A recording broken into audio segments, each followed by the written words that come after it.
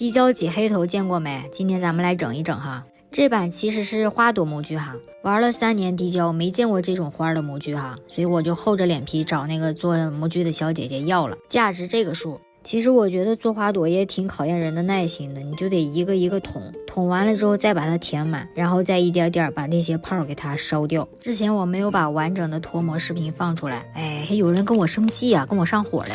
这次别跟我激闹了啊，给你整的完整版的。哎呀妈呀，黑头出来了一大坨，这么难扒呀！妈耶，真多泡！我第一次做，我不知道里边是什么形态的，下次就有经验了。妈耶，这花这么大，我这么小个孔，里边这么大个花儿。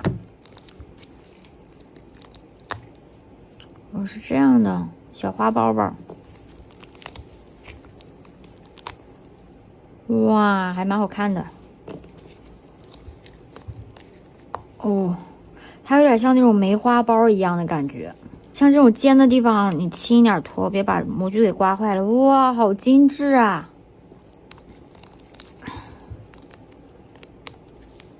！3朵花骨朵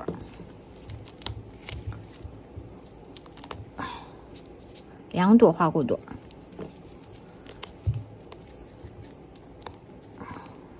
好迷你呀！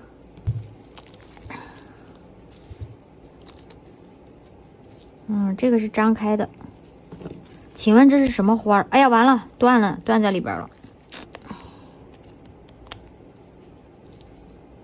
有个叶子断在里面了。我抠，哎，这中间是磨砂的，我发现，就感觉那个黑头你感觉挤完了一样，结果它一直有。哎呦喂，这3个是这样子的，最后一个用力，哎呦我去，我都不敢扒，我怕给它花瓣掰断了。哎呦天哪，出来了，还挺完整的耶。它这个花瓣薄如蝉翼的感觉。好了，这版脱完了，这个你们知道是干嘛的吧？再给你们出道题，就刚才有一个断在里面的，应该怎么办？是应该现在抠出来还是怎么弄？这一桌子的花都是为了 SP 的这个蛙准备的，过2天给你们更新新品哦。